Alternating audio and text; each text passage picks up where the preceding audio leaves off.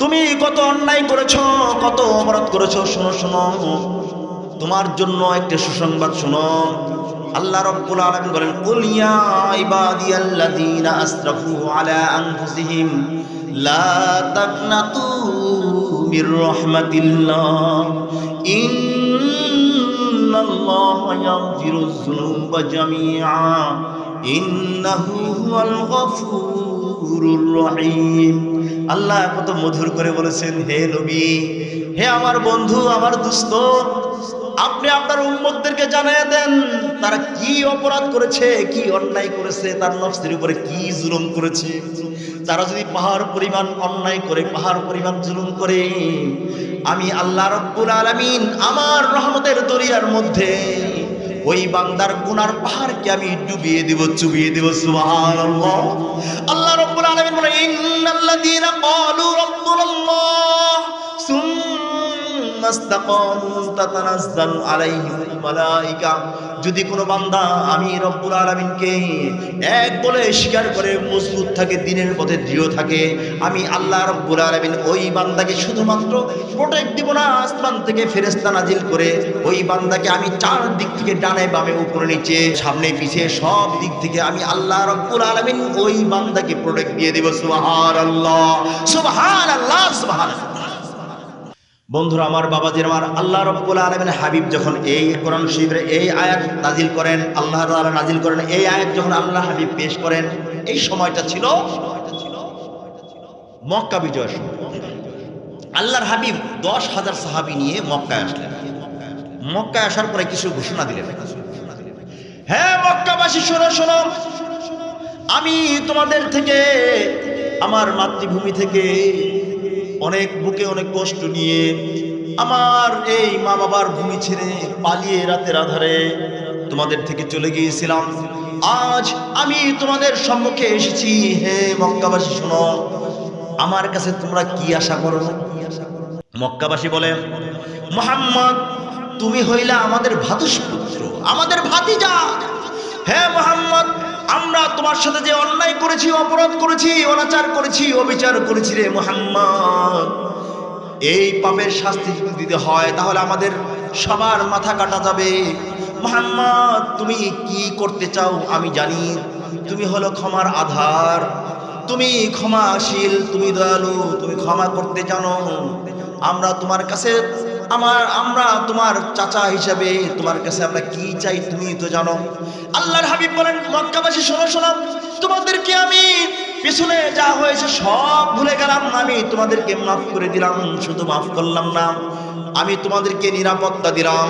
যদি মুহাম্মদ যদি এই কথা না বলতেন তাহলে সাহাবীরা প্রত্যেক মক্কাবাসীকে কচু কাটা করে ফেলতো, ঠিক কিনা বলেন? আল্লাহর হাবিব বলেন, তবে শোনো শোনো, আমি 14 জন লোকের একটা লিস্ট আছে, 14 জন লোকের কথা আমি তোমাদেরকে বলবো। এই লোকগুলা যদি আমার সামনে কখনো আসে, আমি আমার সামনে এই লোকগুলা যদি সাহাবায়ে কেরামের সামনে পড়ে, তাহলে এই লোকগুলাকে কেউ ছাড়বে না। যদি বাইতুল্লাহর গিলাফের ভিতরেও পালায়, আমি তাদেরকে ছাড়বো না। বলেন নাউজুবিল্লাহ। আল্লাহর হাবিব বললেন যে না, এদেরকে ছাড়া হবে না, এদেরকে হত্যা করা হবে যদি এরা বাইতুল্লাহর গিলাফের নিচে পালায়। বাইতুল্লাহ এমন এক জায়গা যেখানে কেউ যদি ঢুকে যায় সে নিরাপত্তা পেয়ে যায়। মসজিদ এমন একটা জায়গা যেখানে পুলিশও তাকে ধরার অনুমতি নাই, জানেন? মসজিদ এমন এক জায়গা, আল্লাহর ঘর এমন এক জায়গা যেখানে সার্বিক নিরাপত্তা, ভীতিহীন জীবন সেখানে রয়েছে। যদি কোনো বান্দা মসজিদে যে দুনিয়া থেকে চলে যায়, অর্থাৎ তার মওত হয়ে যায়, আল্লাহ তাআলার ফজল এবং করম, সে সরাসরি জান্নাতি। বলেন আলহামদুলিল্লাহ। আর মসজিদ থেকে বাইরে এমন কোন সময় হুজুরে কতক্ষণে মোনাজাত শেষ করে নাকি? কি এত মোনাজাত দেয় কে? হুজুরে তো লম্বা মোনাজাত দেয় কে? আমি আর বাড়িতে গরু বান্ধা বাকি আছে, গরুর পানি খাওয়াবো, খেতে হাল চাষ করবো, এই করবো সেই করবো, কত কিছু শয়তানে ঢুকাই দেয় মাথায়। ওরে মানুষ হইছ বেহুশ দুনিয়ার পিছে, কি জবাব দিবি রে তুই আল্লাহর কাছে? হায়, কি জবাব দিবি রে তুই আল্লাহর কাছে? ওরে মানুষ হইছ বেহুশ দুনিয়ার পিছে, কি জবাব দিবি রে তুই আল্লাহর কাছে? হায়, কি জবাব দিবি রে তুই আল্লাহর কাছে? বন্ধুরা আমার, বাবাজির আমার, আল্লাহ রাব্বুল আলামিনের এই জমিনের মধ্যে শয়তান বলে দুস্তরে দুস্তরে কেবল আজান দিছে আর পরে যা, এখনো নামাজের 15 মিনিট আধা ঘন্টা বাকি আছে, কেবল আজান দিছে একটু পরে যা একটু পরে যা, এমন করতে করতে আপনি 5 মিনিট বাকি আছে, বলেন এখনো তো 5 মিনিট বাকি।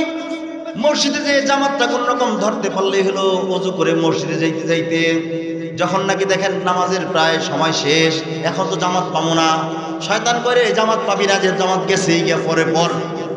এরপরে যখন একটু সময় গেছে, সময় তো গেছে গিয়া, ঠিক আছে পড়ে নিতেছি পড়তেছি, শয়তান বিভিন্ন কাজে ব্যস্ত করে দেয়। ব্যস্ত করতে করতে এক পর্যায়ে নামাজটা কাজাই হয়ে যায়, ঠিক আছে আজকে যেহেতু পড়তে পারো না, কালকে থেকে একবারও পড়ো। এইভাবে শয়তান বোকা বানায়া ধোকা দিয়ে আমাদেরকে জাহান্নামে লাথি মেরে ফেলে দিচ্ছে, ঠিক কিনা বলেন? দুনিয়ার মোহ, দুনিয়ার মায়া আমাদের মধ্যে বদ্ধমূল করে, আমাদের কলিজার মধ্যে দুনিয়ার মায়া ঢুকিয়ে দিয়ে আমাদের জীবনকে নস্যাৎ করে দিচ্ছে, জাহান্নামে নিয়ে যাচ্ছে। দুনিয়াটা কি গুল না? দুনিয়ার তো গুল। এই দুনিয়াকে যদি কেউ ধরে রাখে, আচ্ছা দুনিয়া তো গুল। আমার দেশে এক লোক ফুটবল খেলা জীবনে দেখে নাই, মানে ফুটবল খেলা বুঝে না, তো অনেক পিড়াপিড়ি করার পরে বন্ধু বন্ধু ধাক্কায় ওরা নিয়ে গেছে ফুটবল স্টেডিয়ামে, গ্যালারিতে বসে খেলা দেখতেছে। এখন জিজ্ঞেস করে, ওই ভাই ওরা কি এরকম করে, কে একটা ছোট একটা জিনিস নিয়ে যে ভুল একটা কি করতেছে, ওরা ভুল করতেছে, ভাই ভাই ওটা দেখ নেই ভুল লাগবে, কি ভুল বানাই বোর্ডে রে কয়েক ধরবে না, ওরা গোল করতে চায়, গোল করতে চায়, তো গোল করতে চায় তো হাতে দিয়ে একটু ধরে একটু গোল করতে পারবে না, এটা হাতে ধরে প্যালান্টিক হয়ে যাবে, কি হবো প্যালান্টিক হয়ে যাবে, প্যালান্টিক, হ্যাঁ প্যালান্টিক খাইলেই আবার গোল দিয়ে দিব, তখন ফেল কর মানে গোল খেয়ে যাবো, তাই নাকি? তো এই যে ফুটবল খেলা, ফুটবলটা এমন একটা বদনসিব আর কপাল পোড়া ফুটবল, আহা আর সারাটা জীবন লাত্তি খাইতে খাইতে, লাত্তি খাওয়ার জন্য ওর জন্ম হয়েছে, ঠিক কিনা বলেন? হ্যাঁ, এই লাত্তি খাইতে খাইতে খাইতে খাইতে ওর জীবনটা শেষ, বেলাটার সহ ফাইটটা জায়গা, তারপর লাগছে না সারা গোলা মানে ওটার মধ্যে খেয়ার নাড়া ঢুকাইয়া তারপর লাগতেই দেবে। হ্যাঁ লাগতে কিনা বলেন? আপনাকে দেখেন এই দেশে খেলা নাই মনে হয় না, ফুটবল খেলা আছে, তাহলে ওটার মধ্যে নাড়া ঢুকায় তারপরে আবার ওটা লাগতেই দিয়ে হবে। এইভাবে ফুটবল লাগতে দিয়ে ওর জীবন শেষ, তবু ওর লাগতে না ছাড়া না।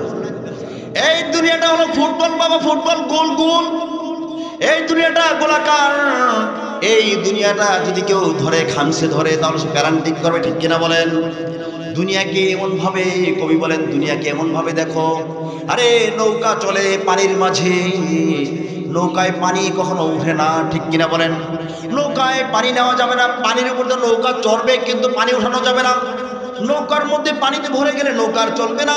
ঠিক তেমনি ভাবে দুনিয়াতে তোমাকে চলতে হবে, দুনিয়াতে তোমাকে জীবনযাপন করতে হবে, এখান থেকে তোমাকে জান্নাত কামাই করতে হবে, এখান থেকে তোমার দুনিয়ার জিন্দেগি যাপন করতে হবে, সংসার করতে হবে, ইবাদত বন্দেগী করতে হবে, নেক কাজ করতে হবে, বদ কাজ ছাড়তে হবে। এই দুনিয়াকে ধরে রাখা যাবে না, যদি কখনো ধরো সঙ্গে সঙ্গে তোমার প্যালান্টিক মেরে শয়তান তোমাকে ওই ফুটবলের মতো জাহান্নামে নিয়ে ফেলাই দিব, নাউজুবিল্লাহ। এইভাবে দুনিয়া হলো একটা গোল, এই গোল বলটাকে যদি আমরা ধরি তাহলে দেখা যায় জাহান্নাম ছাড়া কোনো উপায় হবে না। এই জন্য দুনিয়ার মোহ ত্যাগ করে আপনি মনে করবেন, এক্সাম্পল আপনি মনে করেন 100 মণ চালের ভাত খাইলেন সারা জীবনে, সারা জীবনে 100 মণ চালের ভাতই খাইলেন, তো 100 মণ চালের ভাত যদি আপনি খেয়ে থাকেন তাহলে এই 100 মণ চালের ভাত আপনার নসিবে ছিল, আপনার নসিবে ছিল। আপনার প্রতিটা দানার মধ্যে, প্রতিটা খানার মধ্যে, প্রতিটা সম্পদের মধ্যে, প্রতিটা রিজিকের মধ্যে আপনার নাম আল্লাহ রাব্বুল আলামিন আপনার জন্মের 50,000 বছর আগে লিখে দিয়েছেন, সুবহানাল্লাহ। এই জন্য আপনার রিজিক, শুরুতে বলছিলাম আপনার রিজিক আপনি খাবেন।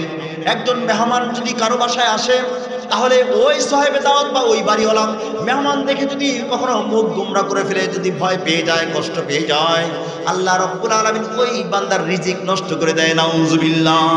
আল্লাহ রাব্বুল আলামিন বলেন আমি মেহমান পাঠাই রহমত দিয়ে, মেহমান পাঠাই রিজিক দিয়ে। মেহমানের উসিলায় ছোটবেলা দেখতাম আগে মাসে 1বার 2বার মেহমান আসলে আমাদের বাড়িতে ওই যে পোলাপান দিয়ে মুরগি ধরতো, মুরগি ধরার জন্য দৌড়াইতো। এখন তো মুরগির অভাব নাই, সব বিদেশি জিনিস, বিদেশি খাইতে খাইতে খাইতে খাইতে চুনো, পাউডার, আলতা, লিপস্টিক, এভরিথিং সব বিদেশি। আর মুরগি খাওয়ার সময় খালি দেশি হচ্ছে, ঠিক কিনা বলেন? দেশি আছে কিনা? তো ছোটবেলা দেখতাম এই দেশি মুরগি যখন নাকি জবাই করতো, একটু ঝোল যে কি মজা লাগতো। আমার মা, আপনার মা এত কষ্ট করে রান্না করতেন, রান্না করে শেষ পর্যন্ত তার নসিবে শুধু একটু ঝোল, একটু ঠ্যাংটা অথবা কলজাটা অথবা তার গিলাটা অথবা মাথাটা তার নসিবে থাকতো। তবুও মা মুখ বুঝে ওই মা সন্তানদেরকে আগে খাওয়াইতেন। মুখ বুঝে ওই মা অথবা কড়াইটা পাতিলাটা কাইকা একটু যা আছে ওটা একটু ভাত দিয়ে মাইখা ওটার সে খেয়ে নিতেন, তৃপ্তি ঢিকর তুলতেন। সন্তানরা খাইছে, আমার মন ভরে গেছে, পেট ভরে গেছে। সুবহানাল্লাহ। আরে মা, মা এমন একটা চিজ, এমন একটা জিনিস, এই মা যার ঘরে নাই সেই শুধু বুঝে মা কাকে বলে। যার ঘরে মা নাই তার কত পোড়া কপাল নাই। মা এমন এক সম্পদ আল্লাহ রব্বুল আলামিন দিয়েছেন বান্দার জন্য। এই মাকে, যেই বান্দা এই মাকে কদর করবে, এই মাকে খাওয়াবে, বাবাকে খাওয়াবে, আল্লাহ রব্বুল আলামিনের নবী বলেন ওই ব্যক্তির রিজিকে আল্লাহ রব্বুল আলামিন বরকত দিয়ে দেন। সুবহানাল্লাহ। মা বাবাকে খাওয়াইলে আল্লাহ রব্বুল আলামিন রুজিতে বরকত দেন। উস্তাদকে খাওয়াইলে, উস্তাদকে কদর করলে আল্লাহ তাআলা ইলমে বরকত দিয়ে দেয়। এই জন্য মা বাবাকে খাওয়াবেন। বাড়িতে মেহমান আসলে খুশি হতে হবে। এই মেহমানের উসিলায় আপনি একটু মুরগি, একটু গোশত খাওয়ার সুযোগ হয় আপনার। এমন একটা সময় ছিল, ঠিক কিনা বলেন? এই মেহমান আসলে যদি কেউ বেজার হয়ে যায়, আল্লাহ রব্বুল আলামিন ওই বান্দার রিজিক থেকে তার রিজিককে কেড়ে নিয়ে যান। আল্লাহ রব্বুল আলামিন বলেন আমি যখন বান্দাকে বৃষ্টি দেই, এই বৃষ্টি দেখে বান্দা যদি বেজার হয় আমি তার রহমত কেড়ে নেই। বৃষ্টি আল্লাহর রহমত, এই রোগ আল্লাহর রহমত, কন্যা সন্তান আল্লাহর রহমত। কয়টা বললাম? চারটা। কয়টা বললাম? চারটা জিনিস আল্লাহ রব্বুল আলামিন বান্দাকে দিয়ে থাকেন। বান্দা উল্টা বুঝে, ভুল বুঝে। আল্লাহ রব্বুল আলামিন বলেন এই রহমত আমি তাদেরকে দেই, এই রহমতগুলো দিয়ে দেই, কিন্তু বান্দা মনে করে গজব। কারো কন্যা সন্তান হইলে আল্লাহ রাসূল বলেন সেই ব্যক্তি তার কন্যা সন্তানকে উত্তম ভাবে লেখাপড়া করে আর দিনী ইলম শিক্ষা দিয়া তাকে কোরআন হাদিস পড়াইয়া যদি একটা পাত্র, ভালো পাত্রর কাছে সুপর্দ করে দিতে পারে, আল্লাহ রাব্বুল আলামিন নবী বলেন তার জন্য একটা জান্নাত ওয়াজিব হয়ে যায়। সুবহানাল্লাহ। সাহাবায়ে কেরাম বলেন ইয়া রাসূলুল্লাহ, ইয়া হাবিবাল্লাহ, যদি কোনো ব্যক্তির দুইটা সন্তান কন্যা সন্তান হয়, যদি কোনো ব্যক্তির তিনটা কন্যা সন্তান হয়, আল্লাহর নবী বলেন দুইটা তিনটা যাই হোক না কেন, যদি সে উপযুক্ত পাত্রের হাতে তুলে দেয়, আল্লাহ রাব্বুল আলামিন তার জন্য দুইটি জান্নাত, তিনটি জান্নাত তার নসিবে দিয়ে দেন। সুবহানাল্লাহ। এই কথা কয় না যে একটা পোলা হইলে, ওই যে একটা পোলা হইলে নাম কি বল্টু, করস কি বেটা, বুঝছ না কি করি, কইতে হয় বেটা, এই বেটা দে সিগারেট দে টাকা, এই বেটা আমার কাছ থেকে এই বলতো টাকা চাই না, আমার কিসের টাকা চাস, আমার চিনস না। এইরকম কিসিমের যদি বল্টু সল্টু কিসিমের পোলা যদি একটা হয়, এর এই যথেষ্ট। বাপ মা 14 গোষ্ঠী শুদ্ধ জাহান্নামে নিয়ে যাবে। নাউজুবিল্লাহ। আল্লাহ রাব্বুল আলামিন এই কথাটা বলেছেন, আল্লাহ তাআলা কোরআন শরীফে বলেছেন। আল্লাহ রাব্বুল আলামিন এই কথাটা বলেন, রব্বানা আরিনাল্লাযাইনি আদাল্লানা মিনাল জিন্নি ওয়াল ইনসি নাজআলহুমা তাহতা আকদামিনা লিয়াকুনা মিনাল আসফালিন। আল্লাহ রাব্বুল আলামিন বলেন এই যে বল্টু ছোট্ট কিসিমের যে সমস্ত পোলাপান, এই পোলারা কিয়ামত দিন বলবেন রব্বুল আলামিন মাবুদ, এমন এক নেতার পিছে ঘুরেছি, এমন এক বাপ্পার ঘরে জন্ম নিয়েছি যেই বাবা মা আমাদেরকে জাহান্নামের ভয় দেখায় নাই, জান্নাতের সুসংবাদ শোনায় নাই, আমাদেরকে বলে নাই বাবারে কখনো সিরা প্যান্ট পরিস না, সিরা প্যান্ট পরলে তোর সিরা প্যান্ট পরলে তোর জাহান্নামে যাইতে হবে, তোর খরচ তরক হবে। আপনাদের সিরা প্যান্ট চিনেননি? এই দেশে মনে হয় নাই আর কি। আমাকে ওদিকে অনেক সিরা প্যান্ট পরে, অনেক গরিব, অনেক গরিব। আহা, প্যান্টটা এমন সিরা দেখলে মন চায় আরো 10টা টাকা দিই। এই সিরা, এহেন্দা সিরা, এহেন্দা সিরা, এহেন্দা সিরা। আবার ঢাকা শহরে দেখা যায় যে এই পাশার মধ্যে সিরা, ওই গায়ের যে চামড়া আছে না, ওই চামড়ার সাথে ব্যাক্স করে ওই কালারের কাপড় দিয়ে আবার তালি দিয়া তারপর মনে হয় যে ওই পাশার মধ্যে কাপড় নাই। বুঝতে পারছেন? এই সিরা প্যান্ট পরে, আহা বাবারে তুই এই সিরা প্যান্ট পরিস না, এই টাকলার নিচে কাপড় পরিস না। রাসূল বলেছেন মা আসফালা মিনাল কাবাইনি মিনাল ইজারি ফিন্নার। আরে বাবারে লুঙ্গিটা, পায়জামাটা, প্যান্টটা টাকনাকের নিচে পরিস না। আল্লাহর হাবিব বলেছেন জাহান্নামে যাইতে হবে, জাহান্নামে নিবে। এই কথা কখনো বলে নাই রব্বুল আলামিন, কখনো হারাম হালালের কথা বলে নাই, কখনো আমাকে দ্বীনি ইলম শিক্ষা দেয় নাই, তোমার কোরআন শিক্ষা দেয় নাই।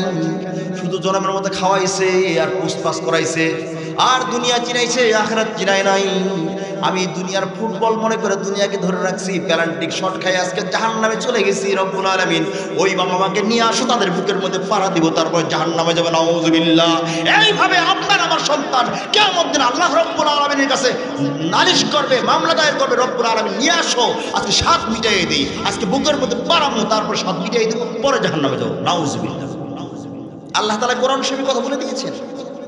প্যারা হাজিরিন, আপনার আমার মনে রাখতে হবে এই দুনিয়াতে আমরা এখানে এসেছি। আমি আরেকবার বলেছিলাম 100 বছরের বেশি কেউ এখানে আমরা থাকবো না, বাঁচবো না। যদি এখানে 100 বছর বাঁচিও আমরা, এখানে কাউকে খুঁজে পাওয়া যাবে না, ঠিক কিনা বলেন? কারণ আমাদের সবারই একটা বয়স পার হয়ে গেছে। আল্লাহ তাআলা বলেন, আল্লাযী খালাকাল মাউতা ওয়াল হায়াতা লিয়াবলুয়াকুম আইয়ুকুম আহসানু আমালা। বান্দা আমার কাছে ভালো আমলটা নিয়ে আমার কাছে আসো, আমি দেখব সবচেয়ে ভালো কি আমলটা আমার কাছে আনতে পারো। Rasulullah sallallahu alaihi wasallam says to us, Allah loves two drops, a drop of tear, a drop of blood in his way. আল্লাহ রাসূল বলেন দুইটা ফোঁটা আল্লাহ রাব্বুল আলামিনের কাছে সবচেয়ে প্রিয়। একটা হলো বান্দা যখন গভীর রাতে প্রাণ খুলে মন উজাড় করে যখন সিজদা দিয়ে আল্লাহ তাআলার কুদরতি কদমে সিজদা দেওয়ার পরে আসমানের দিকে হাত দুখানা তুলে ধরে, রব্বুল আলামিন কত গুনাহ করেছি, মাফ করে দাও, আর অন্যায় করব না, আর গুনাহ করব না, আর জিনা করব না, আর মানুষকে কষ্ট দিব না, আর মানুষ হক মারব না, আর উলামায়ে কেরামের সাথে বেয়াদবি করব না, মুরব্বিদের সাথে বেয়াদবি করব না, আর বাবা মাকে কষ্ট দিব না। রব্বুল আলামিন অনেক অন্যায় করেছি, সমস্ত গুনাহ থেকে তোমার কাছে তওবা করতেছি, মাফ করে দাও। ইন্নাল্লাযীনা ক্বালু রাব্বুনাল্লাহ, এরপরে বান্দা অটল অনড় থাকে। আল্লাহ রাব্বুল আলামিন ওই বান্দার চোখের পানি জমিনে পড়ার আগে তার গুনাহগুলো মাফ করে দেন, সুবহানাল্লাহ। তো drops, a drop of tear, a drop of blood in his way, একটা ফোঁটা হইল যখন বান্দা চোখের পানি ছেড়ে দিয়ে আল্লাহ রাব্বুল আলামিনের দরবারে তার জীবনের সমস্ত গুনাহ থেকে মাফ চাইয়া আল্লাহ রাব্বুল আলামিনের কাছে যখন মাফ চায়, তার চোখের পানি যখন নাকি পড়ে যায়, আল্লাহ রাব্বুল আলামিন সঙ্গে সঙ্গে বান্দার জীবনের গুনাহগুলো মাফ করে দেন, সুবহানাল্লাহ। আল্লাহ রাব্বুল আলামিন তাকে মাফ করেন না, শুধু তাকে জাহান্নাম থেকে নাজাত দিয়ে জান্নাতে মুভিং করে দেন, সুবহানাল্লাহ।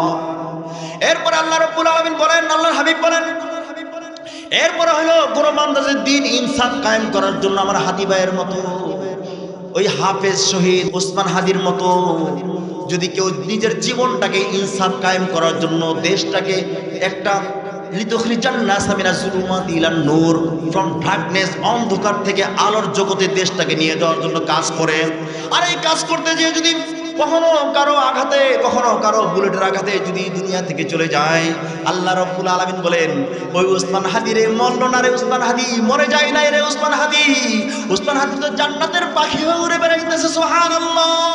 ওসমান হাদির মতো সন্তান আপনার আমার ঘরে যদি হয়, এমন সন্তান হয়, এই সূর্য সন্তানটা কাল কিয়ামত দিন একা জান্নাতে যাবে না, মা বাবাকে 10 জনকে কমসে কম দিয়ে তারপরে জান্নাতে যাবে, সুবহানাল্লাহ, সুবহানাল্লাহ। এই জন্য তো যে কথা বলছিলাম, আল্লাহ তাআলা এই কোরআন শরীফের আয়াত দিয়ে বুঝাইতেছেন যে কুল ইয়া ইবাদিয়াল্লাযীনা আসরাফু আলা আনফুসিহিম লা তাকনাতু মির রাহমাতিল্লাহ। বুঝছেন নি? লা তাকনাতু মির রাহমাতিল্লাহ বুঝছেন তো? বুঝছেন না? আল্লাহর রহমত থেকে নিরাশ হইও না, এটা বুঝছেন তো? আল্লাহ তাআলার রহমত থেকে নিরাশ হওয়া হারাম। একটা মাসালা, আল্লাহ তাআলার রহমত থেকে নিরাশ হওয়া হারাম। কোন বান্দা যদি বলে যে আহা আল্লাহ আমারে চিনলো, আর কারো দেখে আল্লাহ আমি তোমার কাছে সবে বরাতে কইছিলাম ওমুকে আমারে গরুটা দেয় নাকি চাষ করার জন্য, আমার আদালের আবাল, আহা যদি গরুটা পাইতাম পুরো চাষটা করতে পারতাম, গরুটা দেয় নাই, আল্লাহ তোমার কাছে কইছিলাম আল্লাহ ওর গরুটা তুমি নিয়ে আসো। পরদিন গরুর ঘরে গরু বাড়ি করতে যায়, দেখি আমারটা ময়রা শক্ত হয়ে রয়েছে। আল্লাহ কার গরু কোনটা হেরেও তুমি চিনো না, বুঝতে পারছেন? এইরকম বদদুয়া করে দেখা যায় নিজেরই ক্ষতি হয়, যার ফলে পরে আল্লাহ বলে আমি তোর গরু চিনি না, আহা তোর গরু আমি চিনি না। বান্দারে যদি কোনো ভাইয়ের জন্য দোয়া করো, তাহলে তোমার সেই দোয়া এমন কবুল হবে, কবুল শুধু হবে না, ওই ভাইয়ের জন্য যদি তুমি কারো কাছে টাকা পয়সা পাও, খালি ধমক দিও না আর তাকে হুমকি ধমকি দিও না, এইবার আর টাকা 10 টাকা মাইরালামো সিরালামো এই শিখুন। তুমি তার জন্য দোয়া করো, রব্বুল আলামিন মাবুদ যে তাকে তুমি আমার টাকাটা দেওয়ার জন্য সচ্ছলতা দান করো, তাকে তুমি তৌফিক দাও, এইভাবে দোয়া করো। তাহলে দেখবা তোমার টাকা সে আদায় করে দিয়েছে, তোমার কর্জ সে আদায় করে দিয়েছে এবং তার সচ্ছলতা এসেছে। এইবারে যদি নিজের কিছু নাই থাকে তোমার দিব কই থেকে? তার জন্য দোয়া করো। আমরা দোয়ার মধ্যে কার পূর্ণতা করি? আল্লাহ আমার এটা দাও, ওটা দাও, টাকা দাও, পয়সা দাও, বাড়ি দাও, গাড়ি দাও, নারী দাও, এই দাও, সেই দাও।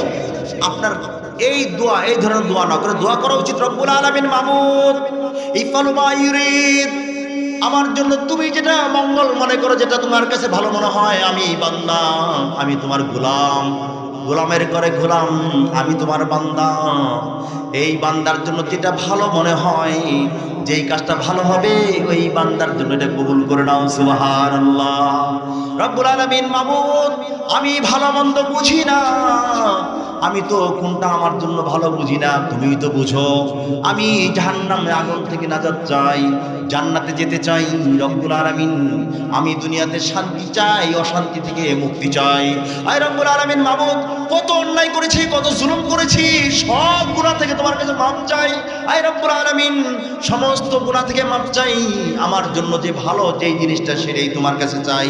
আল্লাহ রাসূল দোয়া করতেন, রব্বুল আলামিন আমার জন্য ভালো ভালো জিনিসগুলো তুমি আমাকে দান করে দাও। সুবহানাল্লাহ। এই জন্য আল্লাহ তাআলা তো ওই বান্দার উপর খুশি হয়ে যায়। সুবহানাল্লাহ। আর আমরা দোয়া করি কি, আল্লাহ আমার 10টা পোলা দাও, একটা বেকা, একটা তেরা, একটা দেড় ব্যাটারি হয়, 10টা হয়। হওয়ার পরে একটা কারেন্টের শর্ট খেয়ে মরে, একটা ফুটবল মাঠে খেলা করতে যায়, কয় কি ওই কি হয়েছে রে, ওখানে দেখি কি লাগছে, যায় দেখে কি ঘুষাঘুষি লাগছে, কয় একটা কিল দেহি, খারাপ খারাপ কিল দেহি, ওখানে যাই পরে আইসে কি হয়েছে, কই বিনা পয়সা দাঁত তুলে এলাম, কিল দিতে যায় উল্টা কিল খেয়ে গেছে। আবার কয়দিন পরে দেখি ওটা রাস্তায় পড়ে রয়েছে, ময়রা পড়ে রয়েছে। আবার দেখে আর একটা বুঝ করে বেড়েছে, এই এত রাতে কোথায় পারিলি, কই ওই হিরোইন খায়, গোপনে গোপনে হিরোইন খায়। এইভাবে একটা দেড় ব্যাটারি, একটা ট্যাবলেট, একটা ক্যাপসুল, এইভাবে 10টা সন্তানের মধ্যে একটা সন্তান যদি হয়, আবুল হাসানের মতো একটা সন্তান হয়, আবুল হোসেনের মতো একটা সন্তান যদি আবু বকর, ওমর, উসমানের মতো, আলীর মতো হয়, তাহলে আপনার জীবনটা ধন্য। ঠিক কিনা বলেন? এক পাল দরকার নাই, একটা সন্তানকে মানুষ করেন। আপনাদেরকে আমি একটা মেসেজ দিয়ে যাই, তাহলে যে একটা সন্তানকে আপনি ব্যারিস্টার, জজ, উকিল, মুক্তার অনেক কিছু বানাইতে মন চায়, বানান, মানা করি না, কিন্তু অন্তত 3টা বছর মাদ্রাসায় পড়ান। কয়টা বছর বাবা? 3টা বছর মাদ্রাসায় পড়ানোর পর দেখবেন এই সন্তান কখনো নামাজে ঠেকবে না, এই সন্তান জানাজা নামাজে ঠেকবে না, আপনার জানাজা সে পড়াবে। ঠিক কিনা বলেন? আল্লাহ রব্বুল আলামিন যখন বলেন, রব্বুল আলামিন বলেন, হে নবী আপনি বলে দেন কত গুনাহ করেছে। এই আয়াত যখন নাজিল হয়ে যায়, ওই যে মনে আছে নাকি, আল্লাহ রাসূল বলছেন 14 জন লোককে আমি ক্ষমা করব না। এই 14 জনের মধ্যে একজন ছিল হিন্দা, একজন ছিল ওয়াহশী, যে রাসূলের চাচার, আপন চাচার কলিজা ফেরে বাইর করছে, বন্ধন মেরে হত্যা করেছে। আরেকজন রাসূলের চাচার কলিজা বাইর করে চিবায়ে খাইছে। কত বড় নালায়েক হইলে এই কাজটা করতে পারে? তখন তারা কাফের ছিল। এরপরে আল্লাহ রাসূলের দরবারে এসে বলল, ইয়া রাসূলুল্লাহ, ইয়া হাবিবাল্লাহ, আপনি আমাকে চিনেননি, আমি হইলাম সেই নরাধম, আমার নাম হইল ওয়াহশী। রে ওয়াহশী, তুই এমন নরধম, এত বড় অন্যায় করলি, আমার চাচার কলিজা বাইর করলি। রে ওয়াহশী, তুই কিভাবে কাজটা করতে পারলি? ওয়াহশী রে, কখনো আমার কাছে আইসা আমার সামনে বসবি না রে ওয়াহশী। আমার প্রিয় চাচার প্রতি আমার বাবার প্রতিছবি ছিল, আমার বাবার চেহারার সাথে মিল ছিল, সে আমার প্রিয় চাচাকে তুই হত্যা করেছিস। আমার চাচার কলিজা চিরে আমার চাচার কলিজা বের করেছিস রে ওয়াহশী, আমার চাচাকে এত বড় কষ্ট দিয়েছিস রে ওয়াহশী, আমার চাচার এত কষ্ট পেয়েছে তোর জন্য। ওয়াহশী, জীবনে আমি তোকে একটু অনুরোধ করছি, জীবনে আমার সামনে কোনোদিন তুই বসবি না রে ওয়াহশী। আল্লাহ রাসূল চোখের পানি ছেড়ে দেয়, ইয়া রাসূলুল্লাহ, ইয়া হাবিবাল্লাহ, আসলাম তু ইয়া রাসূলুল্লাহ সাল্লাল্লাহু আলাইহি ওয়াসাল্লাম, আমি তো ইসলাম গ্রহণ করেছি। ইয়া রাসূলুল্লাহ, আল্লাহ রাব্বুল আলামিন আমাকে এত বড় অন্যায় করার কারণে আল্লাহ তাআলা আমাকে জাহান্নাম দিয়ে দিবেন জানি, এই অন্যায় আল্লাহ রাব্বুল আলামিন মাফ করবেন না জানি। আল্লাহর হাবিব বলেন, ওয়াহশী রে, আমি যখন নাকি তুমি আমার কাছে এসে কালেমা পড়েছো, স্বীকার করেছো লা ইলাহা ইল্লাল্লাহু মুহাম্মাদুর রাসূলুল্লাহ, যখন তুমি কালেমা পড়েছো ওয়াহশী, আল্লাহ রাব্বুল আলামিন তোমার পিছনের সমস্ত গুনাহগুলোকে মাফ করে দিয়ে তার নেকিতে পরিণত করে দেবেন। সুবহানাল্লাহ, সুবহানাল্লাহ, সুবহানাল্লাহ। যখন তুমি বলেছো লা ইলাহা ইল্লাল্লাহু মুহাম্মাদুর রাসূলুল্লাহ। সঙ্গে সঙ্গে আল্লাহ রাব্বুল আলামিন তোমার সমস্ত গুনাহগুলোকে মাফ করে দিয়েছেন। ওয়াহাশী বলেন, ইয়া রাসূলুল্লাহ, ইয়া হাবিবাল্লাহ, আমার মন মানে না, আমার মন মানে না। একজন নরধম এত অন্যায় করার পরেও ওই আল্লাহ কিভাবে মাফ করতে পারে? এত ভালো আল্লাহ পাইলাম, এত ভালো একজন প্রভু পাইলাম, কিন্তু কেন যে চিনলাম না, কেন যে কাফের ছিলাম, কেন যে অন্যায় করেছিলাম, কেন আপনার সাহাবীদের বিরুদ্ধে যুদ্ধ করেছিলাম, কেন আপনার রাসূলের আপনার চাচাকে হত্যা করেছিলাম।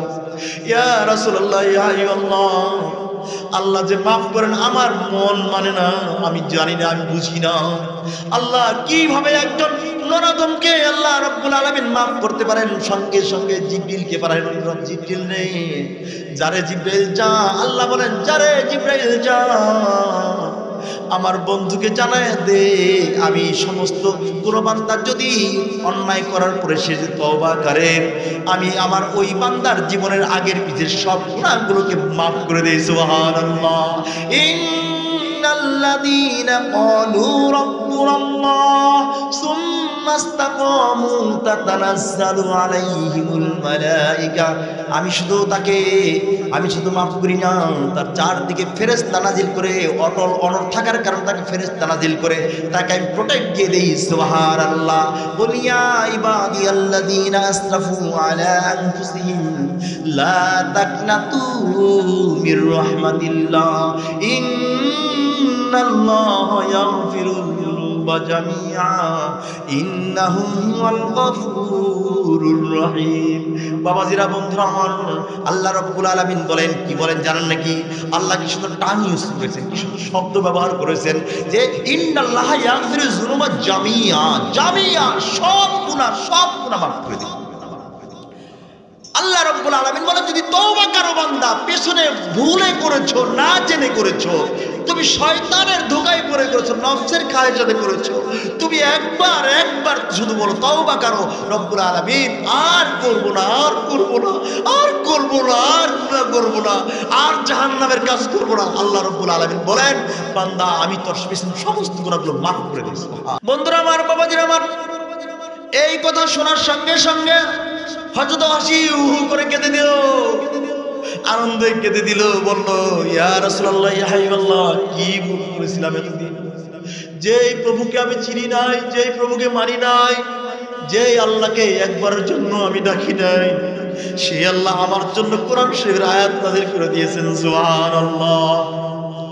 আল্লাহ রাব্বুল আলামিনের নবী বলেন, হে ওয়াহাশী, শোনো, আল্লাহ তাআলা ঘোষণা দিয়েছেন, পেছনে যে যদি কোনো ব্যক্তি 80 বছর যদি হয়ে যায়, 80 বছরের বৃদ্ধ একজন নাপাক লোক যদি আল্লাহ রাব্বুল আলামিনের এই কালেমা পড়ে, সঙ্গে সঙ্গে আল্লাহ রাব্বুল আলামিন তাকে পেছনের গুনাহ শুধু মাফ করেন না, আল্লাহ তাআলার পেছনের গুনাহগুলোকে আল্লাহ তাআলা সওয়াবে পরিণত করে দেন। সুবহানাল্লাহ।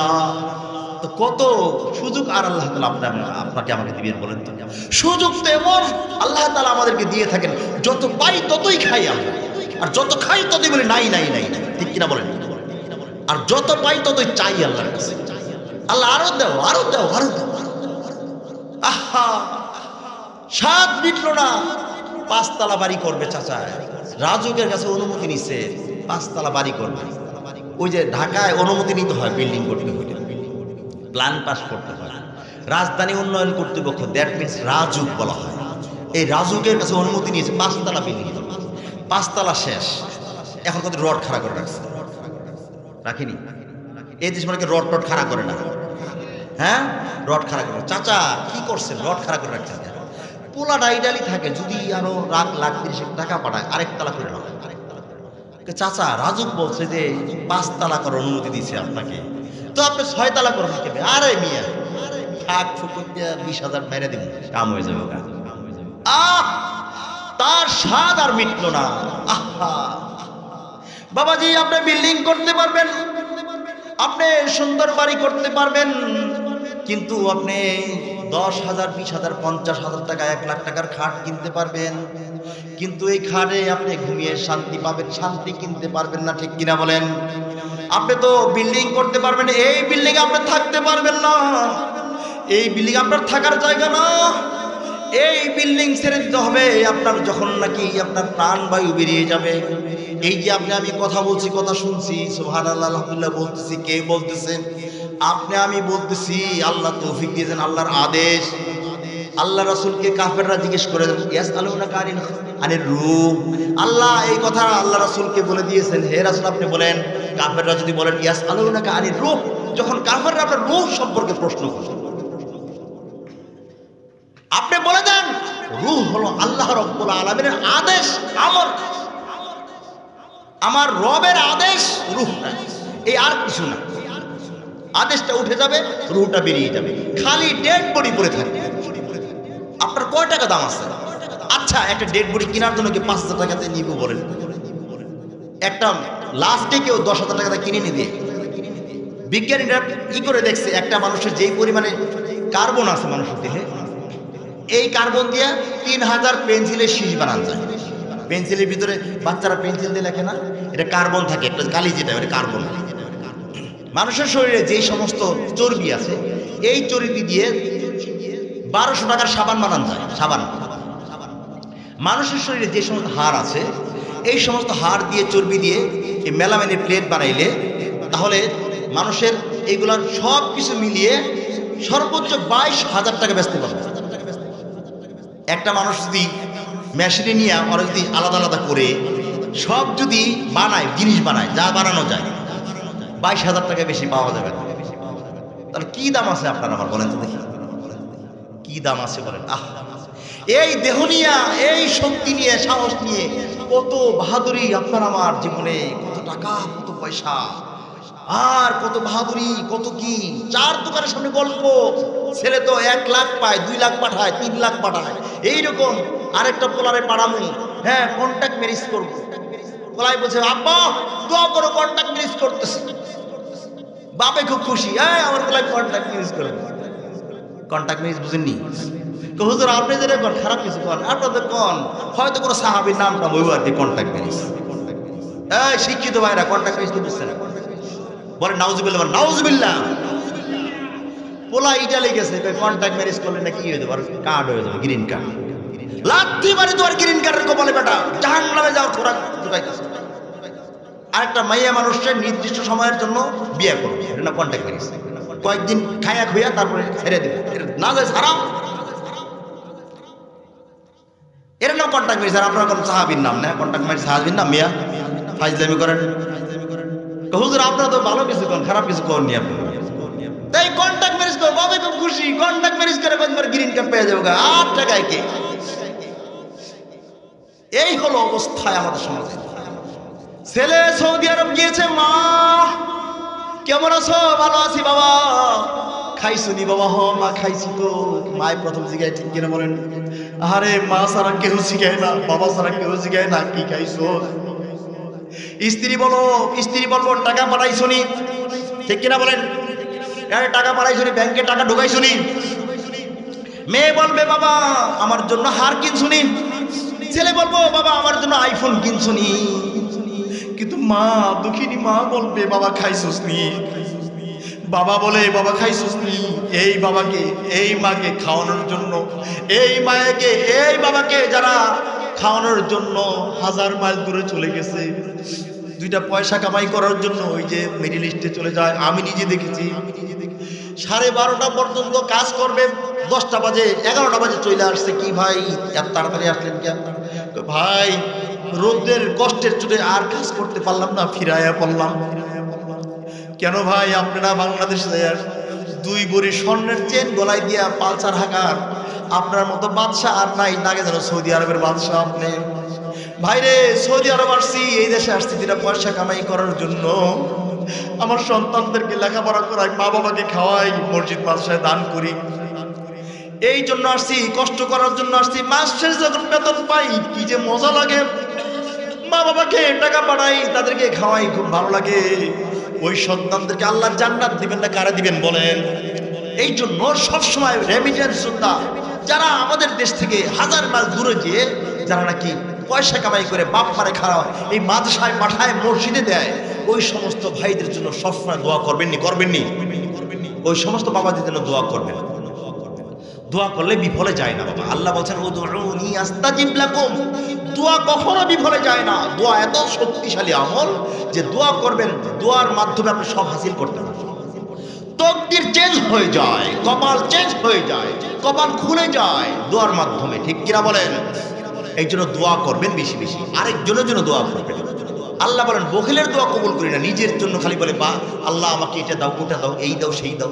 আরেকজনের জন্য দোয়া করবেন, রব্বুল আলামিন আমাকে অমুকে ঋণ পরিশোধ করতে পারছে না, আমার ঋণটা পরিশোধ করার তৌফিক দিয়ে দাও, তাকে তুমি সচ্ছলতা দান করো, এইভাবে দোয়া করবে। পারবেন না? যাই হোক, যে কথা বলছিলাম, আমার ওই শব্দের ওই এর তাফসিরে লিখেছে ওই কথাটা, কুল ইয়া ইবাদিয়াল্লাযীনা আসরাফু আলা আনফুসিহিম লা তাকনাতু মির রাহমাতিল্লাহ ইন্নাল্লাহা ইয়াগফিরুয যুনুবা জামিআ। এই আয়াত নাজিল হওয়ার পর একটা ঘটনা ঘটল। ঘটনাটা হলো কি, খুবই ইন্টারেস্টিং একটা ঘটনা। তাফসিরের মধ্যে লেখা আছে, শয়তান নাম শুনছেন আপনারা? চিনেন নিহারে, দেখছেন নি? অসুবিধা নাই, আমিও দেখি না, কিন্তু নাম শুনছি। শয়তানের শয়তানি, ইবলিসের যে শয়তানি, এই শয়তান আবার একা কাজ করে না, ওদের চেলাবেলা ওয়ার্কার থাকে। এই ওয়ার্কাররা সব গলা ধরে কান্নাকাটি শুরু করে দেয়। হাই হাই রে, আল্লাহ কোরআনে আয়াত নাযিল করছে বান্দার সব গুনাহগুলো মাফ করে দিবে। এখন আমাদের কি অবস্থা হইব রে? আমরা তো আল্লাহ রাব্বুল আলামিনের বান্দাদেরকে জাহান্নামের দিকে নিয়ে যাই, তাদেরকে আমরা ওই যে ভোকা বানায়া ধোকা দিয়া তাদেরকে মসজিদ থেকে মাজারের দিকে নিয়ে যাই, ওয়াজ থেকে গানের দিকে নিয়ে যাই, তাদেরকে আমরা ধোকা দিয়া জাহান্নামে নিয়ে যাই। আল্লাহ রাব্বুল আলামিন নাকি বান্দারে মাফ করে দিব সব গুনাহ, নাকি ইন্নাল্লাহা ইয়াগফিরুয যুনুবা জামিআ, সব গুনাহগুলো নাকি আল্লাহ মাফ করে দিবে। হাই হাই রে, এখন আমাদের কি অবস্থা হইব? হাই হাই রে, কি অবস্থা হইব? এইভাবে কান্নাকাটি শুরু করে দিল শয়তানের ছেলেবেলারা। বড় ইবলিস শয়তান, ওই বেটা কান্দোসকে, কি হয়েছে তোমার? কান্দোসকে বেটা? হুজুর আপনি শুনেন নাই কোরআন শরীফে আয়াত নাযিল হইছে? ১৫০০ বছর আগের কথা বলতেছি ভাই, মক্কা বিজয়ের দিনের ঘটনা বলতেছি। ওই বড় শয়তান বলে কি হইছে? এই যে আল্লাহ কোরআন শরীফে আয়াত নাযিল করেছে, ইন্নাল্লাহা ইয়াগফিরুয যুনুবা জামিআ, সব গুনাহ মাফ করে দিবে যদি বান্দা তওবা করে। এই জন্য প্রতিদিন তওবা করতে হবে আমাদের। তওবা করবেন নি? প্রতিদিন ঘুমানোর আগে তওবা করতে হবে। ঘুমানোর সময় মনে মনে আল্লাহ সব গুনাহ মাফ করে দাও, আল্লাহ আর গুনাহ করব না। এই যে মরতেছি, তোমার নামে মরতেছি, আল্লামা বিসমিকা আমুতু ওয়া আহইয়া, তোমার নামে মরতেছি, তোমার নামে আবার জীবিত হব। এইভাবে দোয়া করে তওবা করে তারপর ঘুমাইবেন। পারবেন না? ওযু করে ঘুমাইবেন, ওযু করে ঘুমাইবেন। এই ঘুম যদি ভেঙে যায় তাহলে সকাল, আর যদি না ভাঙে তাহলে পরকাল, ঠিক কিনা বলেন? তো শয়তানের এই কথা শুনে বলতেছে চিন্তার কোনো কারণ নাই, দেখি একটা ব্যবস্থা হবে, একটা ব্যবস্থা বাড়ি করতে হবে। এই মিটিং ডাকো, মিটিং বাড়ি করো। সমস্ত চেলাবেলাদেরকে ডাকলো, এইবার বুদ্ধি দাও, কে কি, এই বুদ্ধি দে, কিভাবে মানুষের ধোকা দিয়া জাহান্নামে পাঠানো যায়। আল্লাহ মাফ করে দেব কইছে, আল্লাহ কইছে মাফ করে, আমরা এমন সিস্টেম করুন যে ওর জাহান্নামে যাইতে। একজন এক বুদ্ধি দিয়া কয়েকদিন পার হয়ে যায়। এইবার বড় ইবলিস শয়তান বলে বেটা সর, তাও কোনো বুদ্ধিতে কোনো কাজে আসতেছে না। আমি একটা কথা বলি বেটা শোন, কেউ গুনাই করবে না, এমন সিস্টেম করুন কেউ গুনাই করবো না। কয় কেউ হুজুর গুনাহ না করলে তো আরো বড় বড় জান্নাতে চলে যাবো, ঠিক না? গুনার জন্য যে আমরা এত কিছু করতেছি, ঠিক আছে, কিভাবে গুনাহ করবো না আর আমার লাভটা কি? বেটা গুনারে গুনাহ মনে করবো না, গুনারে সব মনে করে করবো।